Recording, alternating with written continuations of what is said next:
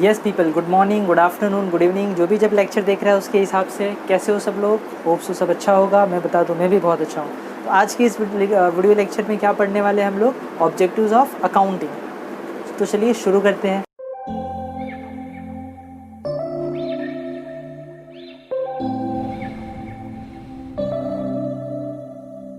September we met, I could tell by your smile.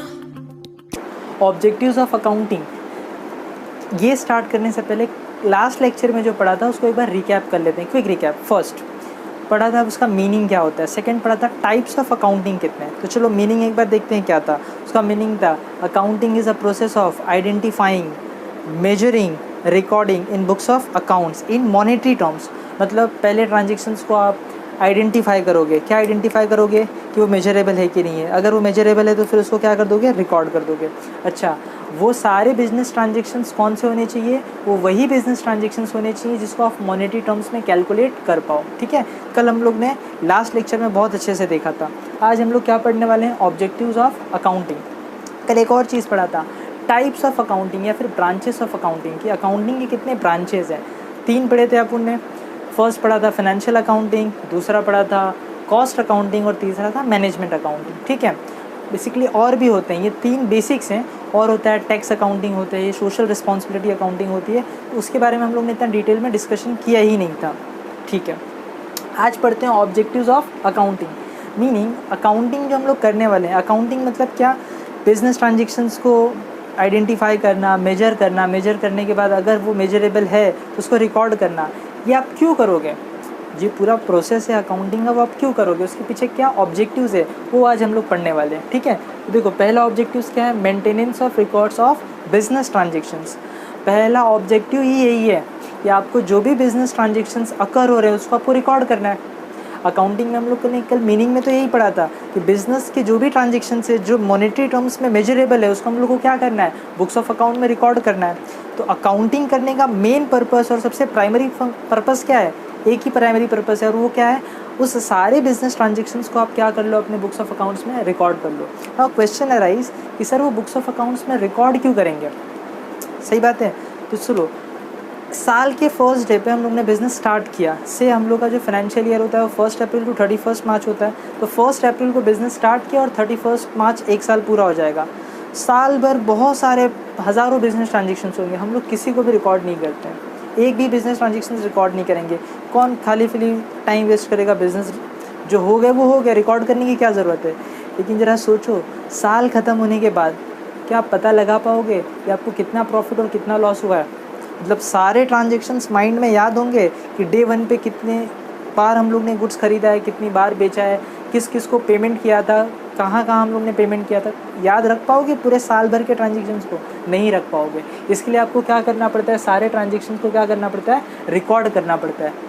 ठीक है, तो सबसे पहला ऑब्जेक्टिव क्या है? सबसे पहला objective maintenance of records of business transaction. यानी अकाउंटिंग का सबसे पहला और प्राइमरी यही ऑब्जेक्टिव होता है कि वो जो भी बिजनेस ट्रांजेक्शन है उसको वो क्या करेगा? रिकॉर्ड करेगा। रिकॉर्ड क्यों करना है? क्योंकि एंड ऑफ द ईयर आप पता लगा पाओ, एंड ऑफ द ईयर आप पता लगा पाओ। क्या पता लगा पाओ? आपको प्रॉफिट हो रहा है या फिर लॉस हो रहा है। डन? ओके। सेकेंड थिंग, अगर मैंने उस बिजनेस ट्रांजेक्शन को रिकॉर्ड नहीं किया तो उसके क्या कॉन्सिक्वेंसेज होंगे? पहली बात तो आपको पता ही नहीं चलेगा पूरे साल भर में आपने जो पूरे बिजनेस ट्रांजेक्शन्स किए हैं उससे आपको प्रॉफिट हो रहा है या फिर लॉस हो रहा है। तो पता करना है तो आपको क्या करना पड़ेगा? सारे बिजनेस ट्रांजेक्शन्स को रिकॉर्ड करना पड़ेगा। Done? Okay. Second, calculation of profit and loss, जो मैंने इसको बोल दिया। अगर आप सारे ट्रांजेक्शन्स को रिकॉर्ड करोगे तभी तो एंड ऑफ द ईयर आप पता लगा पाओगे आपको प्रॉफिट हो रहा है या लॉस हो रहा है। अगर मैंने मेंटेन नहीं किया रिकॉर्ड्स को तो क्या मैं प्रॉफिट एंड लॉस को कैलकुलेट कर पाऊँगा? Answer is no.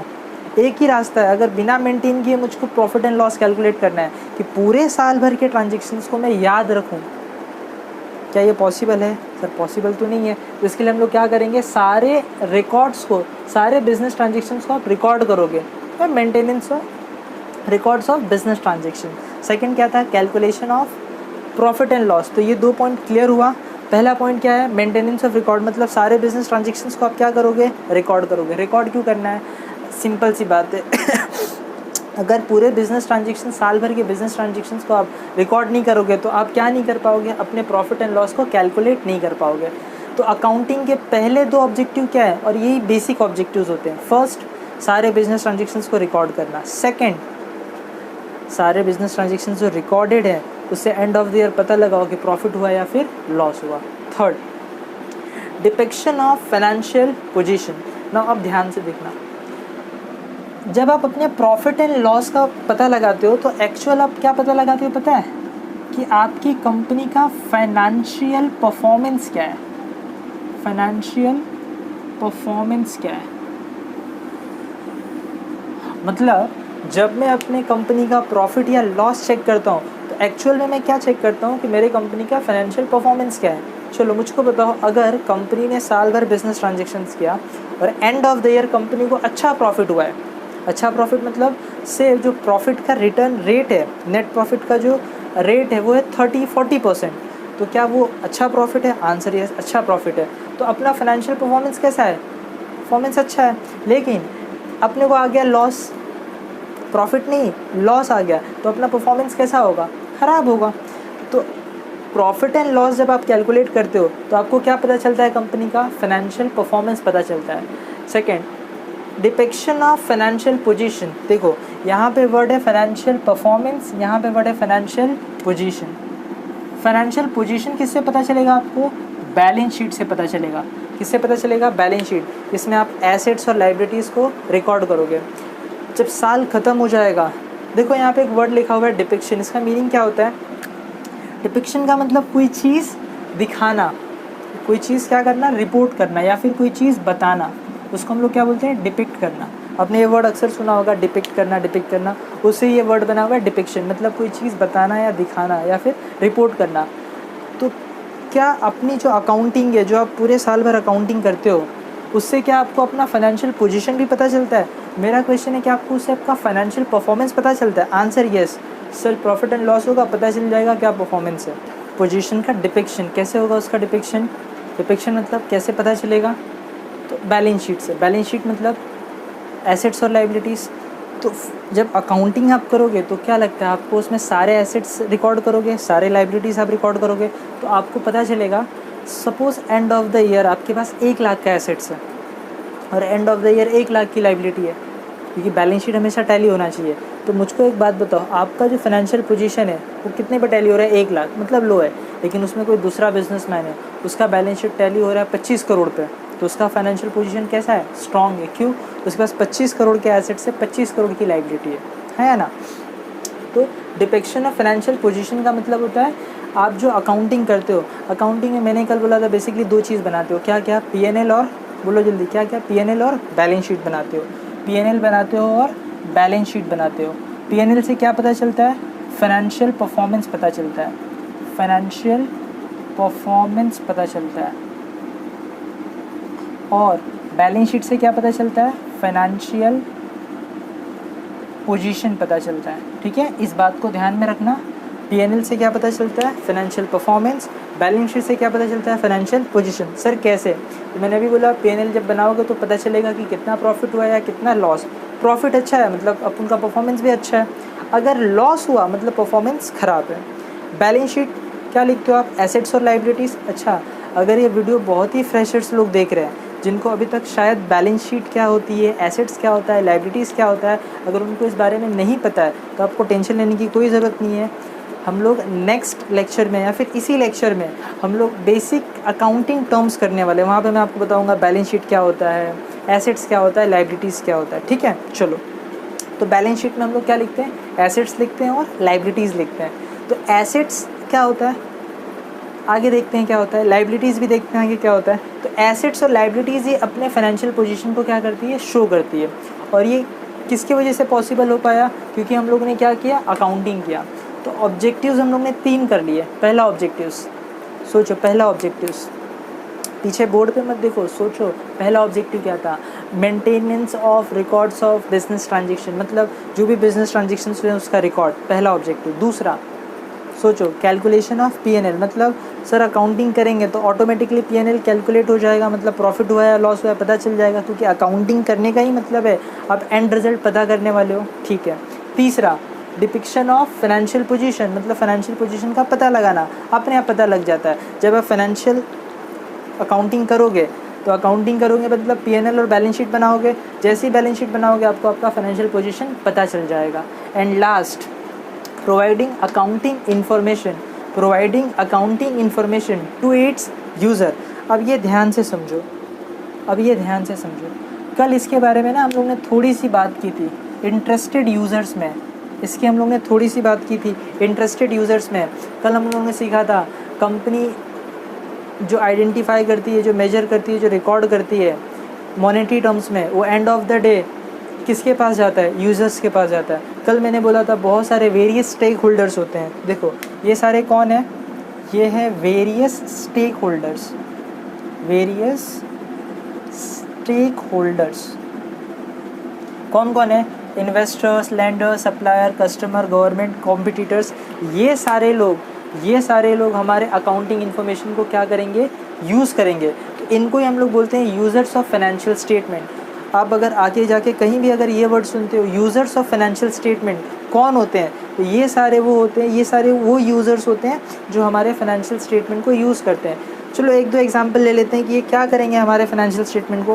Basically financial statement को तो अपने को लगेगा, यानी फाइनेंशियल स्टेटमेंट बनाओगे मतलब P&L और बैलेंस शीट बनाओगे, तो ये तो अपने लिए है ना, पता लगेगा कि प्रॉफिट हुआ कि लॉस हुआ, कितने की एसेट्स है, कितने की लायबिलिटीज़ है। ये तो सारे आउटसाइडर्स हैं, इनको भी काम लगता है। देखो कैसे, सबसे पहले कौन है? इन्वेस्टर्स। कंपनी में जब भी कोई इन्वेस्टर इन्वेस्ट करता है तो उससे पहले उसका क्या चेक कर लेता है? प्रॉफिट चेक कर लेता है। क्या चेक कर लेता है? बोलो, प्रॉफिट चेक कर लेता है। सर प्रॉफिट क्यों चेक करेगा? अगर कंपनी का प्रॉफिट अच्छा है तो ही तो कंपनी डिविडेंड ज़्यादा दे पाएगी। तो क्या एक इन्वेस्टर को किसी कंपनी का फाइनेंशियल स्टेटमेंट चेक करने की नौबत आती है? आंसर आती है कब?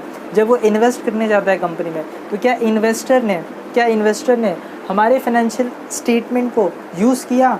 आंसर यूज़ किया। तो हम लोग आंसर पढ़ रहे ऑब्जेक्टिव्स ऑफ अकाउंटिंग। तो अकाउंटिंग का एक ऑब्जेक्टिव्स ये भी है कि ये जो हमारा यूज़र है उसको हम क्या करेंगे? अकाउंटिंग इन्फॉर्मेशन प्रोवाइड करेंगे। सर कैसे प्रोवाइड करेंगे? तो उसको P&L और बैलेंस शीट देंगे।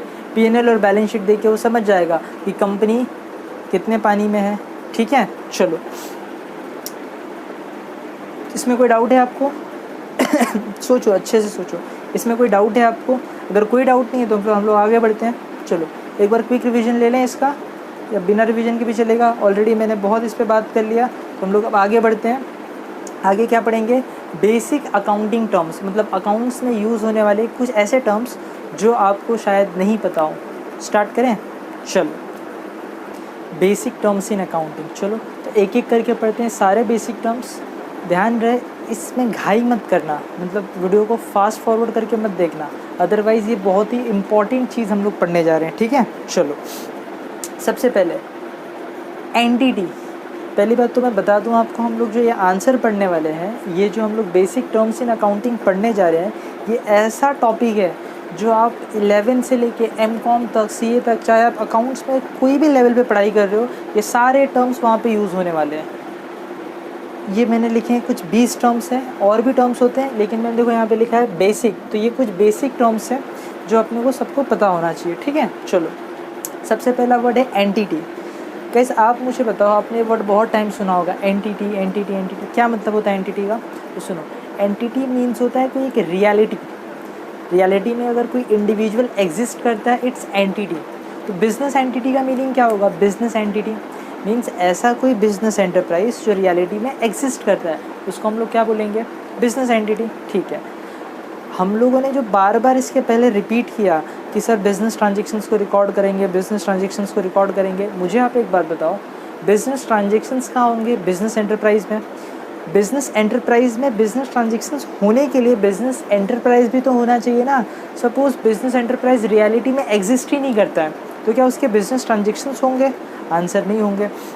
तो एंटिटी मीन्स यहाँ पे बिज़नेस एंटिटी। क्या होता है बिज़नेस एंटिटी? मीन्स ऐसी कोई बिज़नेस एंटरप्राइज जो रियलिटी में एग्जिस्ट करती है, तभी तो वहाँ पे बिज़नेस ट्रांजेक्शन्स अकर होंगे। हाँ या ना? ओके। Second, transactions. चलो अभी अपन इसी की बात कर रहे थे, ट्रांजेक्शन्स।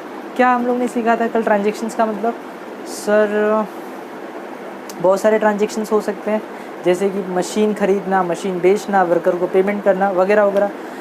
मैंने कल कहा था अकाउंट्स के अंदर आप उसी चीज़ को रिकॉर्ड करोगे जिसको आप किस में मेजर कर पाओगे, मॉनेटरी टर्म्स में, ठीक है। आओ, तो ये ट्रांजेक्शन्स बेसिकली होते हैं या तो कैश ट्रांजेक्शन या तो क्रेडिट ट्रांजेक्शन्स। आराम से एक एक करके सीखते हैं। अगर बिज़नेस में कोई भी ट्रांजेक्शन्स होता है, कोई भी ट्रांजेक्शन हैपन हो रहा है और उसमें कहीं भी बीच में कैश आ रहा है, एग्जाम्पल, मैंने अपने वर्कर को पेमेंट किया, क्या एक ट्रांजेक्शन है? पेमेंट टू वेजेस या पेमेंट टू वर्कर, दोनों चलेगा।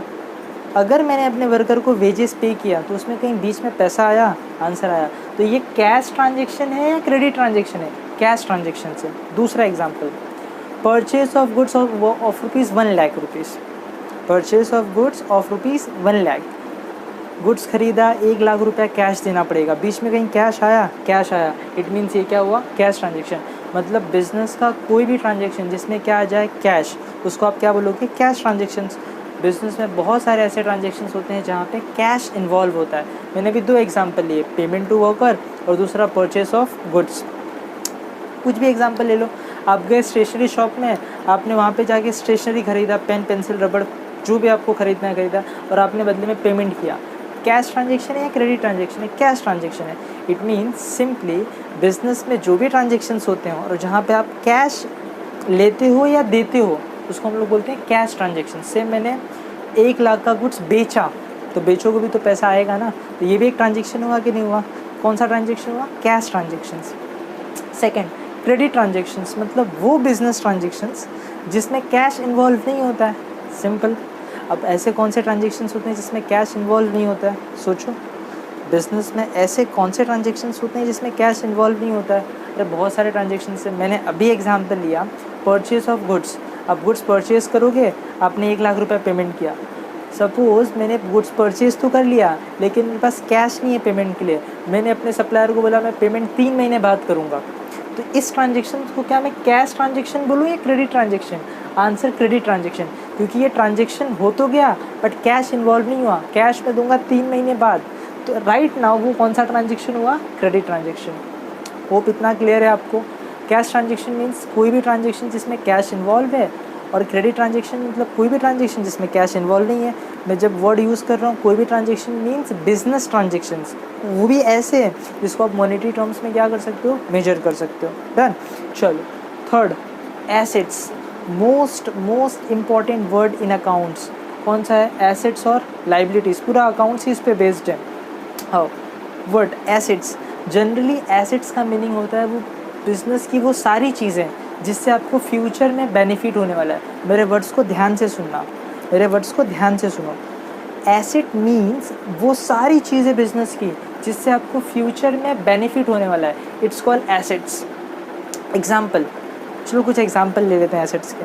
से मैंने कंपनी के लिए लैंड एंड बिल्डिंग परचेज़ किया 20 लाख रुपए के। क्या मुझको इस लैंड एंड बिल्डिंग से फ्यूचर में बेनिफिट होने वाला है? कोई बेनिफिट है फ्यूचर में? आंसर हाँ, मेरा पूरा बिजनेस ही वहीं पर चलने वाला है। एक और एग्जांपल लेते हैं। से मैंने बिज़नेस में मशीन ख़रीदा 25 लाख रुपए की। क्या उस मशीन से मुझको फ्यूचर में बेनिफिट होने वाला है? आंसर हाँ, होने वाला है, क्योंकि मशीन में ही तो गुड्स अपन फिनिश गुड्स बनाएंगे, रॉ मटेरियल डाल के फिनिश गुड्स बनाएंगे। और कोई एग्जांपल ले लेते हैं। से मैंने किसी कंपनी का शेयर्स ख़रीद लिया 1 लाख रुपए का। तो मैंने शेयर्स ख़रीदा, तो क्या मुझको इससे कोई फ्यूचर में बेनिफिट होने वाला है? आंसर होने वाला है, फ्यूचर में जाके मुझको डिविडेंड मिलेगा। तो इस जो मैंने पैसा दिया ये भी तो मेरा एसेट्स हुआ कि नहीं हुआ? क्योंकि फ्यूचर में इससे भी तो बेनिफिट होने वाला है। मतलब बिजनेस ऑर्गेनाइजेशन में जो भी चीज़ आपको फ्यूचर में बेनिफिट देने वाली है, जो भी चीज़ मतलब आप ऐसा कोई भी खर्चा करते हो जिससे फ्यूचर में बेनिफिट होने वाला है, कोई भी खर्चा करते हो जिससे फ्यूचर में बेनिफिट होने वाला है, उसको आप एसेट्स बोलते हो। Example land, building, machine, furniture, जो भी ये सब आप खर्चा करोगे उससे फ्यूचर में बेनिफिट मिलेगा। डन। अगर सिंपल लैंग्वेज में बोले तो एसेट्स मतलब बिज़नेस की प्रॉपर्टीज़। चलो, बिज़नेस कितने टाइप के होते हैं? एसेट्स कितने टाइप के होते हैं? 2, करंट एसेट्स और नॉन करंट एसेट्स। बहुत ही इंपॉर्टेंट क्लासिफिकेशन है current assets and non current assets. ये वो क्लासिफिकेशन है जो आप अकाउंट्स में कोई किसी भी लेवल पे आप पढ़ रहे हो, ये क्लासिफिकेशन आपको देखने मिलेगा ही। कौन से क्लासिफिकेशन? 2। फर्स्ट, करंट, दूसरा नॉन करंट। तो बहुत ही सिंपल लैंग्वेज में समझते हैं क्या मीनिंग है इसका। करंट एसेट्स मीन्स वो कोई भी एसेट्स, अभी हम लोग ने एसेट्स का मीनिंग समझा। क्या होता है एसेट्स का मतलब? जनरली अपने बिजनेस के जो भी प्रॉपर्टीज़ होते हैं उसको अपन एसेट्स बोलते हैं। प्रॉपर्टी क्यों बोल रहा हूँ मैं? क्योंकि आपने उसमें पैसा लगाया होता है और फ्यूचर में उससे आपको बेनिफिट मिलने वाला होता है। तो करंट एसेट्स मतलब वो सारे एसेट्स जिसका बेनिफिट, ध्यान से सुनना, करंट एसेट्स मतलब वो सारे एसेट्स जिसका बेनिफिट 1 साल तक, उसको आप करंट एसेट्स बोलोगे। एग्जाम्पल, बेनिफिट ना वर्ड यूज़ ना करके मैं कुछ और वर्ड यूज़ करता हूँ, ध्यान से सुनना। मैं कह रहा हूँ वो चीज़ जो मेरे बिज़नेस में 1 साल तक होगी, वो प्रॉपर्टी, वो बिज़नेस की प्रॉपर्टी जो मेरे बिज़नेस में 1 साल तक रहती है जनरली, उसको मैं क्या कहूँगा? Current assets. अब सोच के बताओ कौन से एसेट्स ऐसे होते हैं जो बिज़नेस में जनरली 1 साल के लिए होते हैं। एग्जाम्पल, सबसे बेस्ट कैश। अभी मेरे पास कैश पड़ा हुआ है 20 लाख रुपया। क्या ज़रूरी है ये बिज़नेस में 1 साल तक रहे? कोई ज़रूरी नहीं है। हो सकता है कल मैं किसी से सामान खरीदूँ और मुझको 5 लाख पेमेंट करना पड़ जाए। तो अभी तो मेरे पास 20 लाख कैश था, लेकिन कल हो सकता है सिर्फ 15 लाख हो जाए, 5 लाख कैश देना पड़े। तो क्या ये जो कैश पड़ा था 1 साल तक बिज़नेस में रहेगा, ऐसा कोई ज़रूरी है? नहीं। कौन सा एसेट्स हुआ वो? Current asset. मतलब बिज़नेस, सिंपल मीनिंग यही है करंट एसेट्स का। कोई भी ऐसी चीज़, कोई भी ऐसा एसेट्स जिसका बेनिफिट आपको अप टू 1 ईयर मिलने वाला है, ठीक है। इसका एक और मीनिंग है करंट एसेट्स का, ध्यान से सुनना, ये इंपॉर्टेंट मीनिंग है। अभी जो मैंने बोला वो बोला अगर वो विथिन या अप टू 1 ईयर है तो आप उसको क्या बोलो? Current assets. और ये क्या होगा? After 1 year. अब सुनो, करंट एसेट्स का एक और मीनिंग होता है, वो ध्यान से सुनना। ये तो बहुत सिंपल मीनिंग है सर, ऐसा कोई भी एसेट्स जो कंपनी के अंदर 1 साल तक रहने वाला है करंट बोल दो, और ऐसा कोई भी एसेट्स जो कंपनी में 1 साल से ज़्यादा दिन तक रहेगा उसको नॉन करंट बोल दो, ठीक है। अब समझो, करंट एसेट्स का एक और मीनिंग होता है, वो मैं यहाँ लिखता हूँ, जिसको आप बोलते हो ऑपरेटिंग साइकिल। Operating cycle. देखो, ऑपरेटिंग साइकिल का मीनिंग क्या होता है? एक छोटा सा एग्जांपल देता हूँ। देखो, मेरे पास ना कैश पड़ा हुआ है, मेरे पास कैश पड़ा हुआ है। उस कैश को मैं क्या करूँगा? सपोज़ मैं एक मैन्युफैक्चरिंग फर्म हूँ, तो इस कैश का मैं क्या करूँगा? कैश से रॉ मटेरियल खरीदूँगा। लो, मैंने रॉ मटेरियल खरीद लिया। अब क्या करूँगा? प्रोडक्शन प्रोसेस में लगाऊँगा, तो गुड्स क्या बनेगा? WIP। WIP के बाद वो क्या बन जाएगा? फिनिश गुड्स बन जाएगा। फिनिश गुड्स बनने के बाद क्या होगा? मैं उसको बेचूँगा, सेल करूँगा। तो जिसको मैं माल बेचूँगा वो मेरे कौन बन जाएंगे? डेटर्स। डेटर्स कौन होते हैं? वो भी थोड़ी देर में सीखने वाले हैं, ठीक है। डेटर्स फिर बाद में मुझको क्या देंगे? वापस से मुझको वो क्या दे देंगे? कैश दे देंगे। तो देखो, ये मेरा है operating cycle.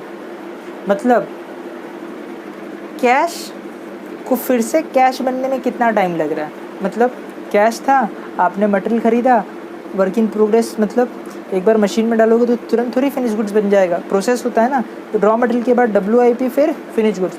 Basically raw material आप किसको बोलते हो? जो अभी तक एकदम ही रॉ है, रॉ फॉर्म में। WIP मीन्स आपने उसको पुट तो कर दिया, प्रोडक्शन प्रोसेस में डाल तो दिया है, बट वो अभी कंप्लीट नहीं हुआ है, तो उसको आप क्या बोलोगे? Work in progress. फिर से रिपीट कर रहा हूँ, ऐसा कोई भी रॉ मटेरियल जिसको आपने प्रोडक्शन प्रोसेस में डाल दिया है बट कंप्लीट नहीं हुआ है, मतलब फिनिश गुड्स नहीं बना है, तो आप उसको कौन से नाम से बुलाते हो? Work in progress. Finish goods मतलब जो कंप्लीट हो चुका है। एक बार फिनिश गुड्स रेडी हो गया, बेचोगे तो जिसको बेचोगे वो कौन बन जाएगा? डेटर्स। सम टाइम वो कैश दे भी देगा, सम टाइम वो फिनिश गुड्स सीधे कैश में आज बन जाएगा, और सम टाइम वो क्या होगा? डेटर्स बनेगा। जनरली मान के चलते हैं ज़्यादा करके डेटर्स बनता है, क्योंकि कंपनीज ज़्यादा करके अपना कंपनी टू कंपनी डिपेंड करता है। कोई कंपनी कैश बेसिस पे ज़्यादा सेल करती है, कोई कंपनी क्रेडिट बेसिस पे ज़्यादा सेल करती है, ठीक है। इसको बोलते हैं ऑपरेटिंग साइकिल। इस ऑपरेटिंग साइकिल में जो भी एसेट्स फॉल होंगे वो सारे करंट एसेट्स हैं। अभी मैंने बोला वो कोई भी एसेट जो 1 साल तक आपके कंपनी में है वो करंट एसेट्स होता है। लेकिन यहाँ पे ऐसा हो सकता है कि मैंने रॉ मटेरियल ख़रीदा, मटेरियल ख़रीदने के बाद उसको फिनिश गुड्स बनने में ही 3 साल लगता है। फिर से सुनो, मैंने मटेरियल ख़रीदा और ख़रीदने के बाद उसको फिनिश गुड्स बनने में कितना साल लग रहा है? 3 साल लग रहा है। तो वो बेच रहा को मैं 3 साल के बाद, इसको करंट बोलोगे या नॉन करंट? वैसे अगर आप यहाँ देखोगे तो बोलोगे नॉन करंट हुआ, क्योंकि आफ्टर 1 ईयर हो गया। लेकिन इसको क्या बोलोगे आप? करंट, क्योंकि कहाँ पे फॉल हो रहा है? ऑपरेटिंग साइकिल में। समझ में आया कि कोई और डाउट है? फिर से सुनो। रॉ मटेरियल खरीदा, मेरे एग्जांपल में मैंने बोला फिनिश गुड्स बनने में कितना टाइम, 3 साल लगा, तो क्या आप उसको नॉन करंट बोलोगे? नहीं। क्यों नहीं बोलोगे? क्योंकि वो कहाँ पे फॉल हो रहा है? ऑपरेटिंग साइकिल में।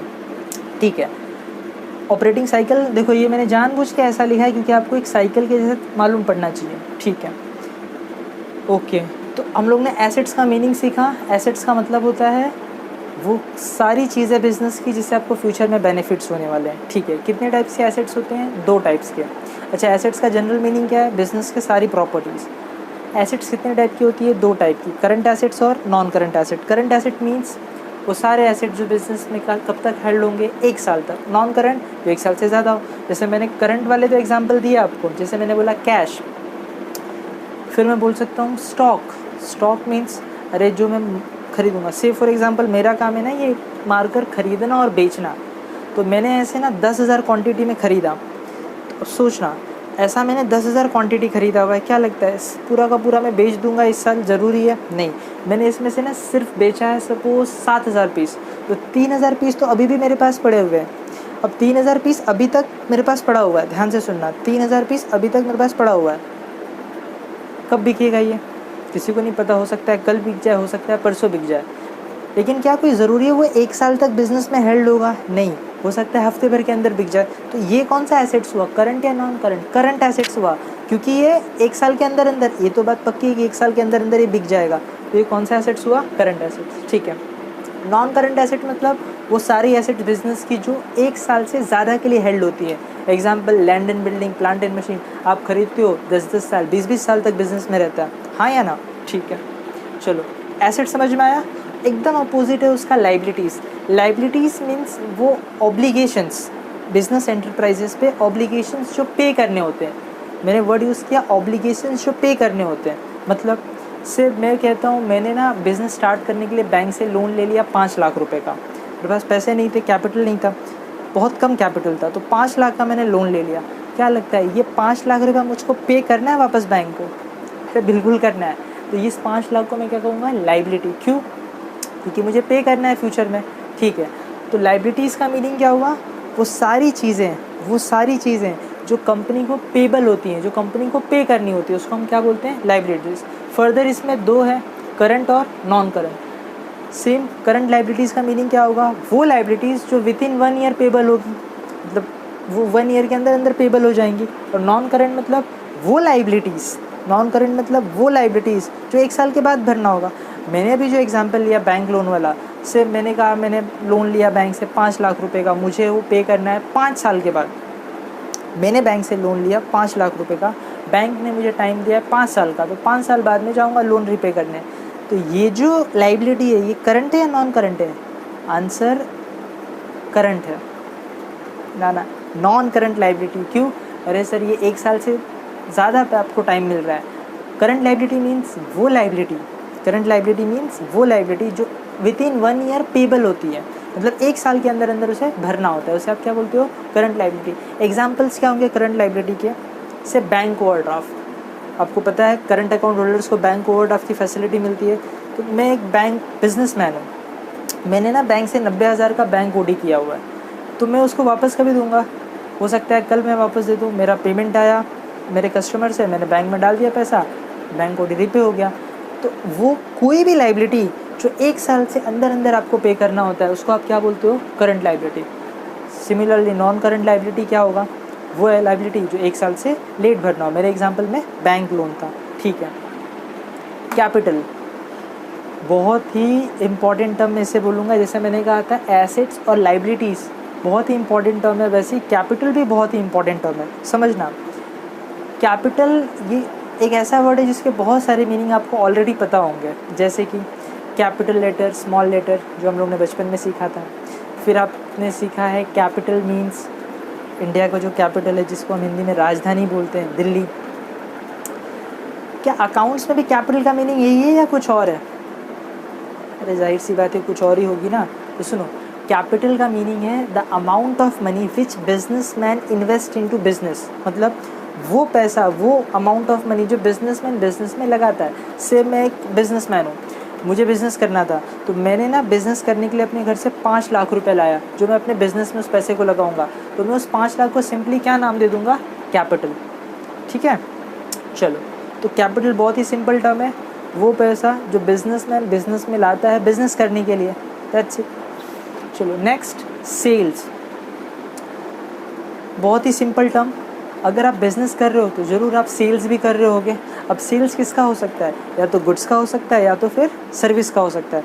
अगर मैं कोई ऐसी चीज़ कोई परचेज़ कर रहा हूँ तो मैं कोई चीज़ बेचूंगा। से अगर मैं मार्कर परचेज़ कर रहा हूँ तो परचेज़ क्यों कर रहा हूँ? बिज़नेस कर रहा हूँ तो मैं सेल भी तो करूँगा। तो ये क्या होगा? Sale of goods. बट ऐसे समटाइम हो सकता है मैं सेल ऑफ सर्विस भी करूँ।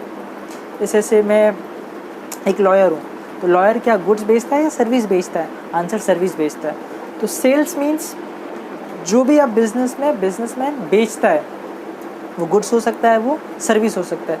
सेल्स कितने टाइप की होती है? 2, कैश और क्रेडिट। बहुत ही सिंपल, अगर आपने माल बेचा या आपने कोई सर्विस बेची, बदले में कैश ले लिया, कैश सेल्स। आपने कोई सर्विस बेची या फिर आपने कोई गुड्स बेचा और बदले में कैश नहीं लिया, कैश बाद में लोगे, क्रेडिट सेल्स। सिंपल।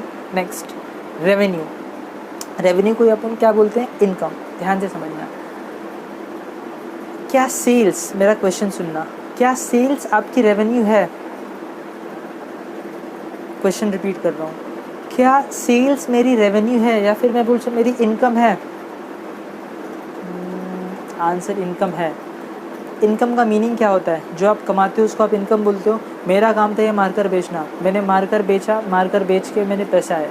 एक मार्कर मैं बेचता हूँ 20 रुपये का, ऐसे मैंने बेचे 10 मार्कर, तो 20 रुपये का एक मार्कर, मैंने बेचे 10 मार्कर, तो मैं बेचूंगा तो मेरे पास कितना रुपया आएगा? 200 रुपया। इसको मैं बोलूँगा सेल्स रेवेन्यू। इसको क्या बोलूँगा मैं? Sales revenue. क्या और भी किसी टाइप का रेवेन्यू होता है? सोचो, क्या और भी किसी टाइप का रेवेन्यू होगा जो इनकम होगी कंपनी की? हाँ, बेसिकली सेल्स जो होती है वो मेन रेवेन्यू का सोर्स होता है, बट और भी होती है। जैसे कि मैंने किसी कंपनी के शेयर्स में इन्वेस्ट कर दिया, डिबेंचर्स में इन्वेस्ट कर दिया, तो वहाँ से मुझको डिविडेंड या फिर इंटरेस्ट मिलता है, वो भी मेरी इनकम है। मेरा प्रीमाइसेस बहुत बड़ा है, मैंने प्रीमाइसेस का एक छोटा सा हिस्सा किसी को रेंट पे दे दिया, वहाँ से रेंट मिल रहा है। समझ में आ रहा है? तो ये सारे क्या है? रेवेन्यू है। तो सेल्स भी एक रेवेन्यू है। ठीक है, चलो। एक्सपेंसेस। अब मुझको आप एक बात बताओ, अगर आप बिज़नेस कर रहे हो, आप गुड्स खरीद रहे हो, आप गुड्स बेच रहे हो, तो गुड्स खरीदने और बेचने में, इस बिज़नेस एक्टिविटी में क्या कोई खर्चा होगा? सोचो, आप एक बिज़नेसमैन हो, आप बिज़नेस कर रहे हो, आप गुड्स खरीदते हो और गुड्स बेचते हो, तो क्या लगता है गुड्स खरीदने से लेके गुड्स बेचने तक में बीच में कोई खर्चा होता होगा? दिमाग लगाओ। बहुत सारा खर्चा होता होगा। जैसे कि अरे माल खरीदोगे तो फिर उसको लेके आने का भाड़ा देना पड़ेगा, जिसको आप कैरिज इनवर्ट बोलोगे। लेके आ गए, आप अपने गोडाउन में रखा है माल को, आपने गोडाउन का रेंट देना पड़ेगा। आपने 2-3 यहाँ पे वर्कर रखे हुए हैं, एम्प्लॉयज़ रखे हुए हैं, उनको सैलरी वेजेस देना पड़ेगा। माल बेचने के लिए आपको एडवर्टीज़मेंट करना पड़ेगा। आप जिस शोरूम में आप अपना सामान बेचते हो उस शोरूम का रेंट देना पड़ेगा। तो ये जितनी चीज़ें मैंने बोली, क्या ये खर्चा है? आंसर ये खर्चा है। ये खर्चा आपने क्यों किया? सर क्योंकि अपने को नॉर्मल बिज़नेस एक्टिविटी पूरी करनी है। मतलब मेरी बिज़नेस एक्टिविटी है माल खरीदने और बेचना, तो इसमें ये सारे अपने आप खर्चे हो जाते हैं। क्या मैं इन खर्चों को अवॉइड कर सकता हूँ? आंसर नहीं कर सकता। एक्सपेंसेस, तो मीनिंग समझ में? एक्सपेंसेस मतलब खर्चे जो बिज़नेस के नॉर्मल बिज़नेस एक्टिविटी में खर्चे होते हैं। क्या ये रेवेन्यू का अपोजिट है? रेवेन्यू का मीनिंग था पैसे का आना। अब अलग अलग सोर्स से पैसा आ रहा है, सेल करके पैसा आ रहा है, रेंट से पैसा आ रहा है, डिविडेंड से पैसा आ रहा है, इंटरेस्ट से पैसा आ रहा है। एक्सपेंस मतलब पैसे का जाना। ठीक है, नेक्स्ट वर्ड लिखा हुआ है एक्सपेंडिचर। बच्चों अपना ध्यान देना है यहाँ पे। ये जो वर्ड लिखा है मैंने एक्सपेंसेस और ये जो मैंने लिखा है expenditure, most of the times students दोनों को एक जैसे ट्रीट करते हैं। मतलब अगर कहीं एक्सपेंस लिखा है और कहीं एक्सपेंडिचर लिखा है तो अपन सोचते हैं वो एक ही चीज़ है, लिखने का स्टाइल अलग है। कोई उसको एक्सपेंस लिखता है, कोई उसको एक्सपेंडिचर लिखता है। आंसर ऐसा नहीं है। सुनो, एक्सपेंडिचर का मीनिंग क्या होता है पहले वो समझ लेते हैं, फिर अपन सीखेंगे कितने टाइप्स के एक्सपेंडिचर होते हैं। एक्सपेंडिचर का मीनिंग होता है आप जब भी कोई खर्चा करते हो और उससे आप कोई चीज़ एसेट्स रेडी करते हो, फिर से बोलता हूँ, सुनना। आप जब भी कोई खर्चा करते हो तो उससे या तो एसेट्स रेडी होता है या तो फिर आपका लाइबिलिटी रिड्यूस हो जाता है, उसको आप एक्सपेंडिचर टर्म करते हो। एक्सपेंसेस में हम लोग ने वहाँ पे मैंने बोला खर्चा किया तो उससे कोई एसेट्स बिल्ड नहीं हुआ था या फिर कोई लाइबिलिटी रिड्यूस नहीं हुई थी। इससे मैंने कहा मैंने अपने लेबर को वेजेस पे किया, तो लेबर को वेजेस पे किया तो क्या वहाँ पे कोई एसेट्स क्रिएट हुआ ना, क्या कोई लाइबिलिटी रिड्यूस हुई नहीं। इसकी क्या खासियत है एक्सपेंडिचर की, या तो इससे एसेट्स क्रिएट होगा या तो फिर उससे क्या होगी, लाइबिलिटी रिड्यूस होगी। इसमें कितने टाइप्स हैं, 2, रेवेन्यू और कैपिटल। अब सुनना ध्यान से, अगर जो मैंने एक्सपेंडिचर किया हुआ है, जो मैंने खर्चा किया हुआ है, इसका बेनिफिट, ध्यान से सुनना, वर्डिंग्स पे ध्यान देना, जो मैंने एक्सपेंडिचर किया हुआ है उसका बेनिफिट अगर विदिन 1 ईयर एग्जॉस्ट हो जाएगा तो उसको मैं बोलूँगा वो रेवेन्यू एक्सपेंडिचर है। और अगर जो मैंने खर्चा किया है उसका जो बेनिफिट है वो 1 साल से ज़्यादा चलेगा, उस एग्जॉस्टिबल पीरियड जो है उसका उस 1 साल से ज़्यादा है, उसको मैं क्या नाम दे दूँगा, कैपिटल एक्सपेंडिचर। और मज़े की बात है, ये जो रेवेन्यू एक्सपेंडिचर है इसको ही अपन बोलते हैं एक्सपेंसेस, और ये जो कैपिटल एक्सपेंडिचर है इसको हम लोग बोलेंगे एसेट्स। अभी मैंने बोला ऊपर अपन ने मशीन ख़रीदा था, लैंड एंड बिल्डिंग ख़रीदा था, क्या वो खर्चा था? अगर मैं एक मशीन ख़रीदूँगा, ध्यान से सुनना, अगर मैं एक मशीन ख़रीदूँगा, से मैंने 5 लाख रुपए दिया और एक मशीन ख़रीदा, क्या ये खर्चा है? आंसर खर्चा तो है, लेकिन क्या इस खर्चे से कोई एसेट्स रेडी हो रहा है? एसेट भी रेडी हो रहा है। क्या एसेट्स का यूज़ 1 साल तक या 1 साल से ज़्यादा है? 1 साल से ज़्यादा है, से 10 साल तक है, क्योंकि मशीन खरीदोगे तो मान के चलते हैं 10 साल तक चलेगा। कौन सा है? Capital expenditure. मतलब ऐसा कोई भी खर्चा, उस खर्चा करने से आपको बेनिफिट मिलता है 1 साल से ज़्यादा, उसको आप क्या बोलोगे? Capital expenditure. Revenue expenditure means वो खर्चा तो आपने किया लेकिन उसका जो बेनिफिट है वो विदिन 1 ईयर क्या हो जाएगा? एग्जॉस्ट हो जाएगा। एग्जाम्पल दूँ? चलो एग्जाम्पल देता हूँ।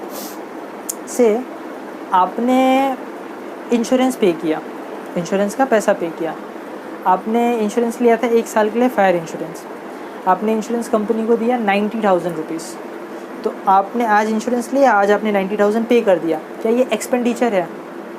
आंसर यस, ये एक्सपेंडिचर है।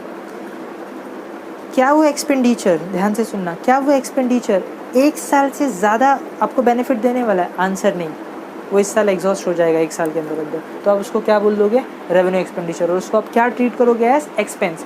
मतलब वो एक्सपेंडिचर जो कैपिटल एक्सपेंडिचर है उसको आप क्या ट्रीट करते हो? एसेट्स, 1 साल से ज़्यादा बेनिफिट मिलने वाला है। और वो एक्सपेंडिचर जो विदिन 1 ईयर एग्जॉस्ट हो जाता है उसका बेनिफिट, उसको आप क्या टर्म दे देते हो? एक्सपेंसेस। प्रॉफिट, ये देखो प्रॉफिट में कुछ सीखने जैसा ही नहीं है, बहुत सिंपल है। अभी हम लोग ने यहाँ पे वर्ड सीखा रेवेन्यू मीन्स पैसे का आना, इनकम। यहाँ वर्ड सीखा एक्सपेंस मतलब पैसे का जाना। मतलब अगर आप बिज़नेस कर रहे हो तो आपको बहुत सी जगहों से पैसा आएगा भी और बहुत जगह पैसा जाएगा भी। सर मैं कहता हूँ मुझको ना 4 जगह से पैसा आता है, सेल्स, डिविडेंड, इंटरेस्ट, रेंट। सबका जब मैंने टोटल किया तो सपोज़ वो टोटल हुआ, मानते हैं वो टोटल हुआ 1 लाख रुपया। जब मैंने सेल किया इसका मतलब मैंने पहले गुड्स परचेज़ किया होगा, परचेज़ करने से लेके बेचने तक ज़रूर कुछ खर्चा होगा, जो भी हम लोग ने पहले बात किया, से वो खर्चा होता है 60,000 रुपया। तो देखो 1 लाख रुपया आया बिज़नेस में, 60,000 रुपया गया, तो 1 लाख आया और 60,000 गया, तो 40,000 रुपया जो बच गया अपने हाथ में, उसी 40,000 को आप क्या बोलोगे? प्रॉफिट। एकदम सिंपल। मतलब प्रॉफिट का अगर कोई मीनिंग पूछे तो आप क्या बोलोगे? It is excess of revenue, it is excess of revenue over expenses. मतलब अपनी रेवेन्यू ज़्यादा है, अपना एक्सपेंस कम है। इसका एकदम अपोजिट क्या होगा बोलो? लॉस।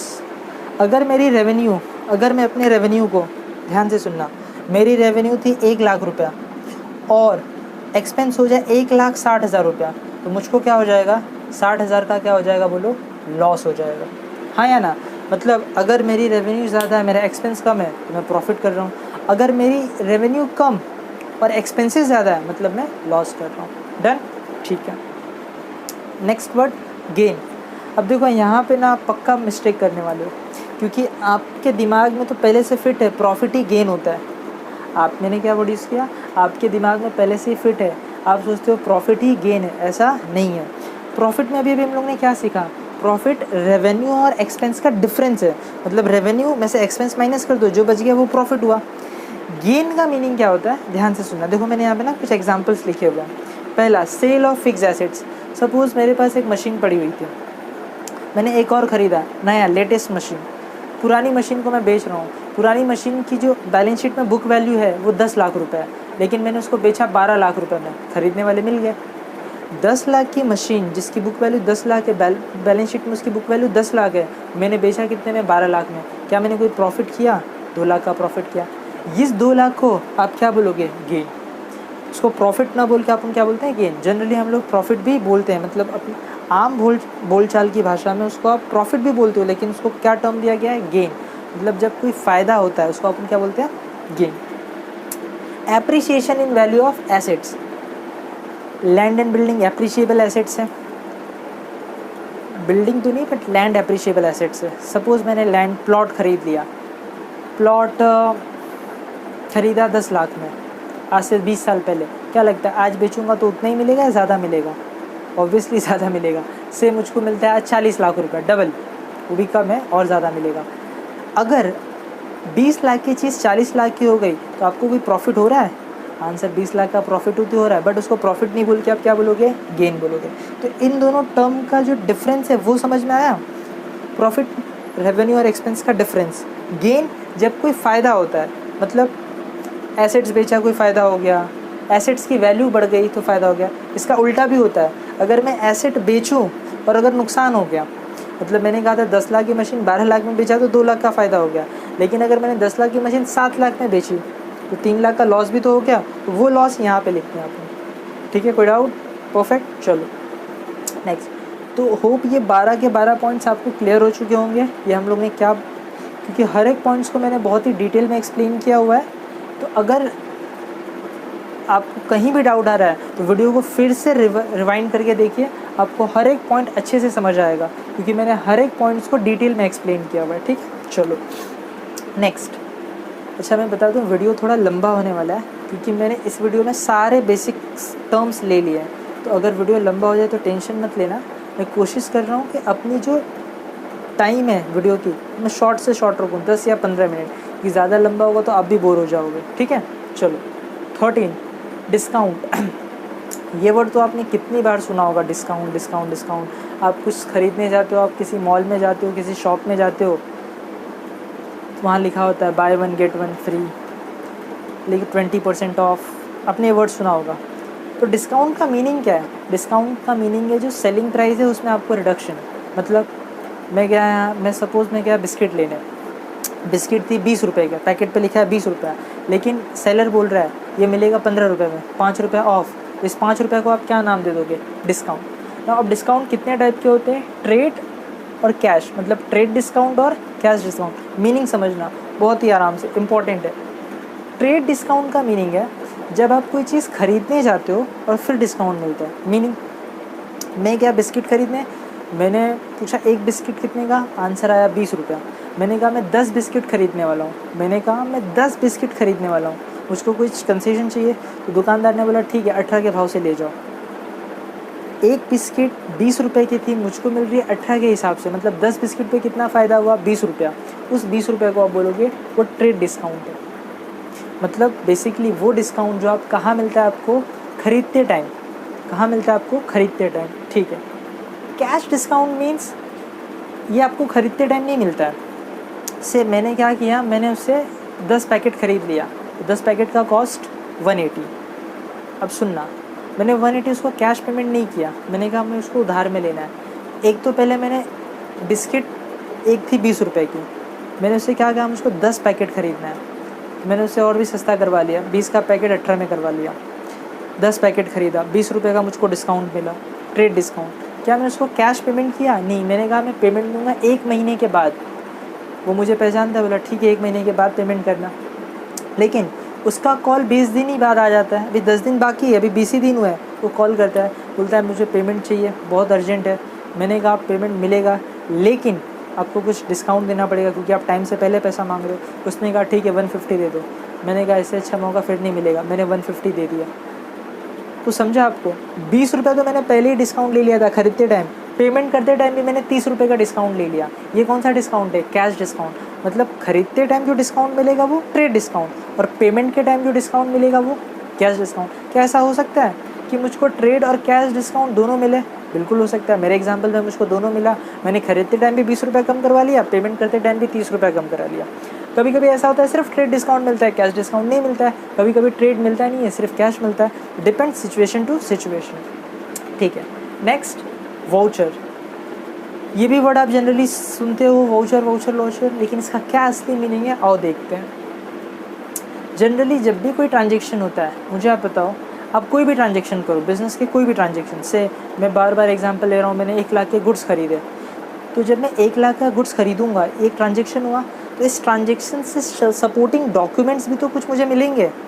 मैंने वर्ड यूज़ किया सपोर्टिंग डॉक्यूमेंट्स। मतलब क्या लगता है, मैं सामान लूँगा और 1 लाख रुपए दूंगा, तो बीच में कोई तो डॉक्यूमेंट्स तो होंगे, बीच में ट्रांजेक्शन्स के बीच में, उस डॉक्यूमेंट्स को आप क्या बोलोगे? वाउचर। से मैंने सामान लिया, से मैं शॉप में गया, शॉप में जाकर मैंने एक मोबाइल फ़ोन ख़रीदा, मैंने मोबाइल फ़ोन लिया, मैंने कैश दिया, दुकानदार ने मुझको एक बिल बना के दिया, कैश मेमो। क्या ये कोई ट्रांजेक्शन है? ट्रांजेक्शन है। ट्रांजेक्शन में क्या कोई डॉक्यूमेंट्स इन्वॉल्व था, सपोर्टिंग डॉक्यूमेंट था? बिल। उस बिल को आप क्या बोलोगे? Cash memo. कैश मेमो क्यों? अरे क्योंकि आपने कैश दिया और उसने वो बिल दिया। जनरली कैश ट्रांजेक्शन्स में कैश मेमो मिलेगा। इनवॉइस कभी मिलता है जब क्रेडिट ट्रांजेक्शन्स हो, मतलब मैंने सामान तो ख़रीदा बट पेमेंट अभी नहीं करने वाला हूँ, पेमेंट 1 महीने के बाद करूँगा, तो मुझे कैश मेमो नहीं देगा। क्यों नहीं देगा? क्योंकि कैश थोड़ी दे रहा हूँ मैं उसको, फिर वो मुझे क्या देगा? इनवॉइस देगा। डन। चलो नेक्स्ट, एक और लिखा है मैंने रिसीट। जनरली मैंने क्या किया, सामान ले लिया, बोला 1 महीने बाद पेमेंट दूंगा, सामने वाले ने मुझको क्या दिया? इनवॉइस दिया। मतलब मैं जाता हूँ एक दुकानदार के पास, उससे मैंने सामान ख़रीदा 1 लाख रुपए का, मैंने कहा पैसा अभी नहीं दूंगा, 1 महीने के बाद दूंगा। उसने कोई बात नहीं, उसने मुझे सामान का बिल बना के दिया, जिसको मैं क्या बोलूँगा? इनवॉइस। अब 1 महीने बाद में जाऊँगा पेमेंट करने, तो जैसे ही पेमेंट करूँगा तो पेमेंट करते टाइम भी तो मुझे कोई रिसीट देगा ना, वो कोई स्लिप देगा, हाँ, उसको आप क्या बोलोगे? रिसीट। मतलब जब भी कोई ट्रांजेक्शन होता है, चाहे वो कोई भी ट्रांजेक्शन हो, आप एसेट्स खरीदो, आप गुड्स खरीदो, आप एसेट्स बेचो, आप गुड्स बेचो, आप वर्कर को पेमेंट करो, तो ज़रूर वहाँ पे कोई ना कोई सपोर्टिंग डॉक्यूमेंट्स होंगे। उस सपोर्टिंग डॉक्यूमेंट्स को आप क्या बोलते हो? वाउचर।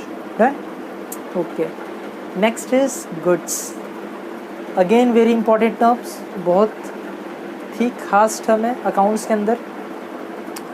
जनरली इस वर्ड्स का मीनिंग अगर आप कॉमर्स नहीं पढ़ रहे होते तो आप क्या समझते? गुड्स का मीनिंग अगर आप कॉमर्स स्टूडेंट नहीं होते तो आप क्या समझते होते?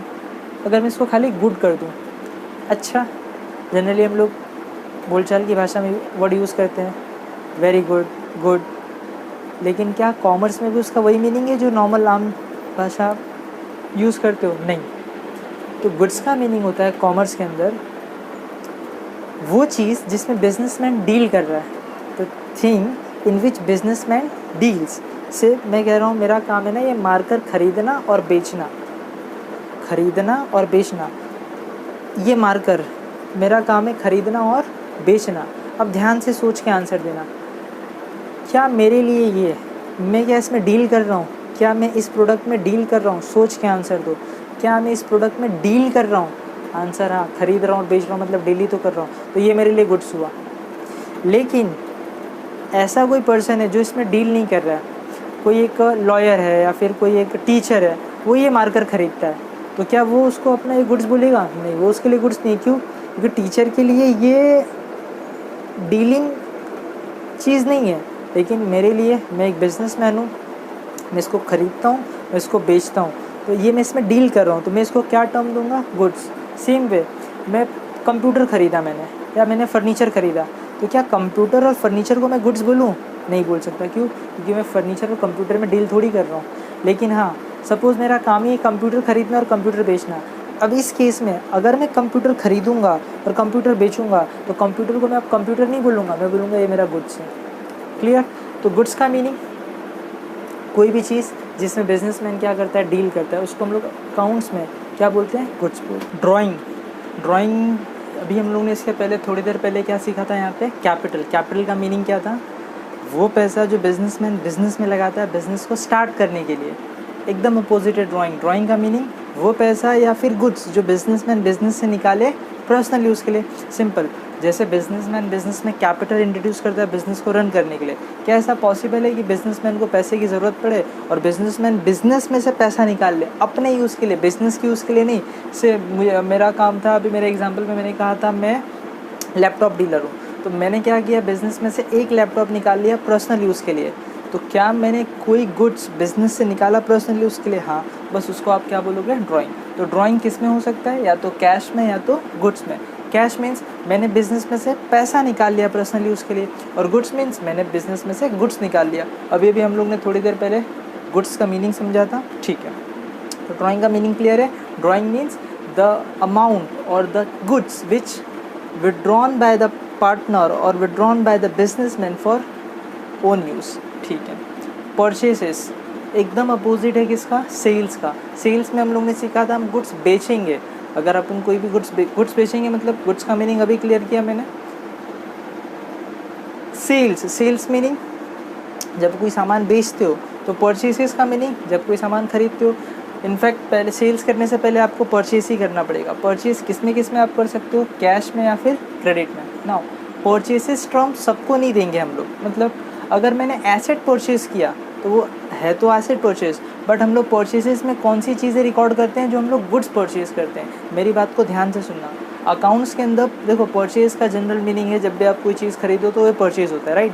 बट अकाउंट्स के अंदर इस परचेज़ में हम लोग कौन सी चीज़ें रिकॉर्ड करेंगे, सिर्फ वही चीज़ें जो आप गुड्स खरीदोगे। अगर आपने एसेट्स परचेज़ किया तो वो परचेज़ में नहीं आता है, वो सीधा एसेट्स में लिखते हो आप।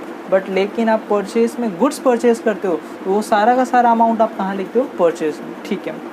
यहाँ पे भी सेल्स में कौन सा फिगर लिखते हो आप, वही गुड्स वही सेल्स लिखोगे जो आपने गुड्स सेल्स किया है। अगर मैंने कोई एसेट बेचा तो उस एसेट बेचने को मैं सेल्स के अंदर नहीं लिखता। Done, okay. तो परचेज कितने टाइप के हैं, कैश और क्रेडिट। मतलब अगर हम लोग ने गुड्स को कैश में खरीदा, मीन्स खरीदा और कैश दे दिया, इट मीन्स कैश परचेज। लेकिन अगर खरीदा और मैंने कहा मैं 3 महीने बाद पेमेंट करूँगा, इट मीन्स क्रेडिट परचेज, ठीक है। Stock, closing and opening. अब ये समझना ध्यान से स्टॉक का क्या मीनिंग है। परचेज सेल का मीनिंग क्लियर है। से मैंने ये 10,000 मार्कर खरीदे, परचेज़ किए और उसमें से 7,000 मार्कर मैंने सेल कर दिए। आई रिपीट, 10,000 मार्कर खरीदे, 7,000 मार्कर सेल कर दिए। तो मेरे पास कितने मार्कर पड़े हुए हैं, अभी भी 3,000 मार्कर पड़े हुए हैं। साल ख़त्म हो गया। हम लोग ने सीखा था फाइनेंशियल ईयर क्या है, 1 अप्रैल टू 31 मार्च। 10,000 मार्कर खरीदे, 7,000 मार्कर बेच दिए। जो 3,000 मार्कर बचा हुआ है लास्ट डेट पे, इसको पता है मैं क्या करूँगा, इसको मैं बोलूँगा ये मेरा स्टॉक है। और वो कौन सा स्टॉक है, क्लोजिंग स्टॉक है, मतलब साल के एंड में बचा हुआ स्टॉक। यही क्लोजिंग स्टॉक अगले दिन यानी कि 1 अप्रैल को क्या बन जाएगा, ओपनिंग स्टॉक। मतलब जो पिछले साल का बचा हुआ माल होता है वो इस साल का हम लोग क्या बोलते हैं उसको, ओपनिंग स्टॉक, ठीक है। तो स्टॉक का मीनिंग क्लियर है। क्या है स्टॉक का मीनिंग, जो भी गुड्स आपके पास पड़ा हुआ है ना। अभी मैंने अपने एग्जांपल में क्लोजिंग और ओपनिंग बताया। अगर मैंने ऐसा गुड्स बहुत सारा खरीद के अपने दुकान में रखा हुआ है, अपने शॉप में रखा हुआ है, वो सारा का सारा शॉप, जैसे हम लोग किसी शॉप में जाते हैं, सपोज़ आप किसी शॉप में जाते हो, आप कोई सामान मांगते हो, बिजनेसमैन वहाँ का शॉपकीपर आपको बोलता है ये स्टॉक में नहीं है, मतलब उसके पास वो नहीं पड़ा हुआ है। तो स्टॉक का मीनिंग क्या होता है, बिजनेसमैन के अंदर पड़ी जो भी गुड्स हैं उसको आप क्या वर्ड दे देते हो, स्टॉक, ठीक है। Debtors and creditors, most important terms समझना। डेटर्स और क्रेडिटर्स का हाफ मीनिंग आपको पहले से पता है। जैसे डेटर्स आप किसको बोलोगे, ध्यान से सुनना। हम लोगों ने भी सीखा सेल्स और परचेज। सेल्स में कैश सेल्स मीन्स गुड्स बेचा और कैश ले लिया। क्रेडिट सेल मीन्स गुड्स बेचा बट कैश नहीं लिया, बाद में लोगे, बस उनको ही क्या बोल दोगे आप, डेटर्स। से पर्सन ए आया मेरे पास, उसने कहा मुझे ना 1 लाख का माल चाहिए, मैंने उसको 1 लाख का माल दे दिया। उसने बोला मुझे 3 महीने का टाइम चाहिए, 3 महीने बाद वो पैसा देगा।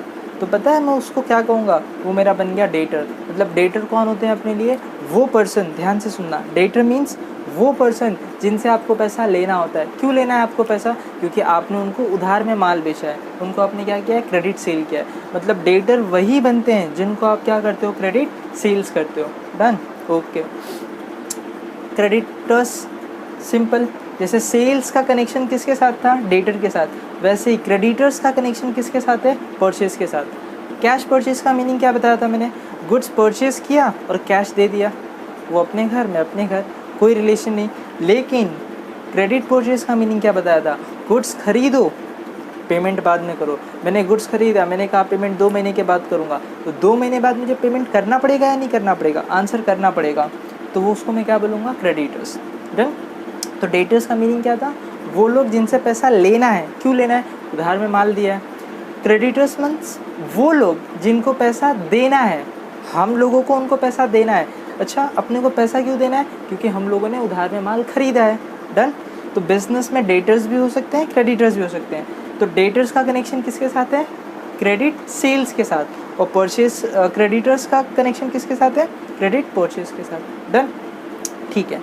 ना एक सिंपल क्वेश्चन, डेटर्स और क्रेडिटर्स को अगर मुझको एसेट्स और लाइबिलिटीज़ में बाइफरकेट करना है, आई रिपीट, डेटर्स और क्रेडिटर्स को मुझको एसेट्स और लाइबिलिटीज़ में बाइफरकेट करना है, तो क्या लगता है डेटर्स क्या होंगे? एसेट्स होंगे या लाइबिलिटीज़ होंगे? सोचो ज़रा, डेटर्स क्या होंगे? एसेट्स होंगे या लाइबिलिटीज़ होंगे? एसेट्स होंगे। क्यों? क्योंकि डेटर्स का मीनिंग है वो लोग जिनसे पैसा लेना है। अगर आपको पैसे लेने हैं, मैं बोल रहा हूँ अगर आपको पैसे लेने हैं, तो वो आपके लिए क्या बन जाएगा? एसेट्स बन जाएगा। यहाँ हम लोग ने एसेट्स का मीनिंग क्या सीखा था? वो सारी चीज़ें जिससे फ्यूचर में बेनिफिट मिलती है। डेटर्स जब पैसा देंगे तो बेनिफिट है कि नहीं है? बेनिफिट है। तो डेटर्स आपके लिए क्या होंगे? एसेट्स होंगे। क्या होंगे? एसेट्स। Creditors liability. क्यों? क्योंकि फ्यूचर में आपको पैसा देना है। देखो, लाइबिलिटीज़ का मीनिंग क्या सीखा था? वो सारे अमाउंट जो आपको पेबल होते हैं, वो सारे ऑब्लिगेशंस जो आपको क्या होंगे? पेबल होंगे। तो ये क्या होगा? बोलो क्या होगा? लाइबिलिटीज़। नाउ ये होगा करंट एसेट्स और ये होगा करंट लाइबिलिटी, क्योंकि दोनों के दोनों ये विद इन 1 ईयर रिसीवेबल होते हैं और ये विद इन 1 ईयर पेबल बन जाते हैं। तो इनमें 1 साल से ज़्यादा टाइम जनरली नहीं मिलता है। कोई डाउट? सिंपल। चलो, तो मैंने आज क्या पूरा किया? Basic terms in accounting. उसमें हम लोगों ने ये 20 टर्म्स सीखे जो बहुत ही इंपॉर्टेंट टर्म्स थे। अगर आपको किसी भी पॉइंट में डाउट है, आप लेक्चर को फिर से रिवाइंड करके देखना, गारंटी आपको समझ में आ जाएगा। अगर फिर भी नहीं समझ में आता है, किसी पॉइंट में आपको डाउट है, तो आप कमेंट बॉक्स में मुझसे पूछ सकते हैं या फिर मुझको व्हाट्सअप कर सकते हैं। मैं जितना जल्दी हो सकेगा मैं आपको क्या करूँगा? रिप्लाई करने की कोशिश करूँगा। ठीक है। तो होप ये सारे के सारे पॉइंट्स आपको क्लियर हैं। आज की वीडियो में बस इतना ही। अगर वीडियो अच्छी लगी हो तो लाइक ज़रूर करना, और हाँ, आपके दोस्तों के साथ भी इसको सब्सक्राइब ज़रूर करना।